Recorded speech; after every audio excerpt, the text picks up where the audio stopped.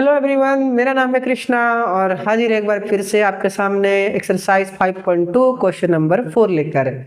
इस क्वेश्चन में एक नंबर का कलेक्शन दिया गया है और आपको बताया गया है कि 3 फिर 8 यानी कि +5 कर रहे हैं, फिर +5 कर रहे हैं, फिर +5 कर रहे हैं, तो कितना बार लिखेंगे, यानी कि which term of this AP will be 78, यानी कि इसी सीक्वेंस में अगर हम लोग बढ़ते चले तो कौन सा टर्म जो है 78 होगा।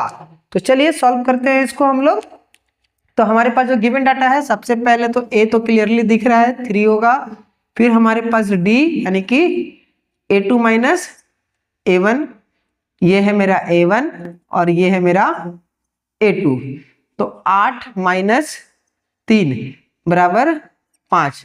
अब क्वेश्चन में ये पूछा गया है कि कौन सा टर्म एपी होगा, मतलब number of term find out करने बोल रहा है। इसका मतलब हमारे पास n का वैल्यू नहीं है, तो ये फिर क्या है, ये है मेरा an का वैल्यू। तो an इक्वल टू 78। सॉल्व करते हैं। an का फॉर्मूला तो आप लोग को याद हो ही गया होगा, नहीं हुआ है तो कर लेंगे, एग्जाम के हिसाब से बहुत इंपॉर्टेंट है। an equal to a plus n minus 1 into D. तो an का वैल्यू मेरे पास कितना है 78, इक्वल टू a का वैल्यू हमारे पास कितना है 3, प्लस n का वैल्यू नहीं पता 1, d का वैल्यू 5। ये स्टाइल में लिखना है ना।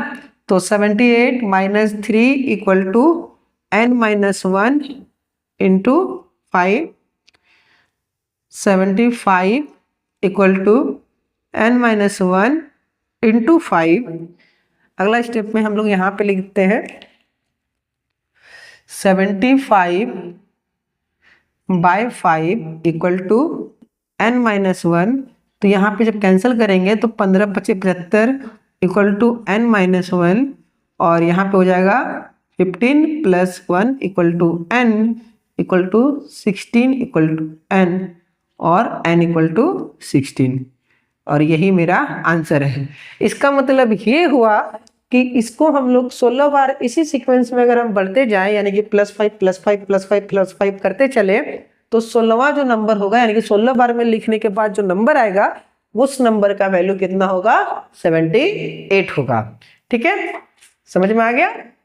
तो ये क्वेश्चन नंबर 4 था। मिलते हैं अगले वीडियो में क्वेश्चन नंबर 5 के साथ। Thank you.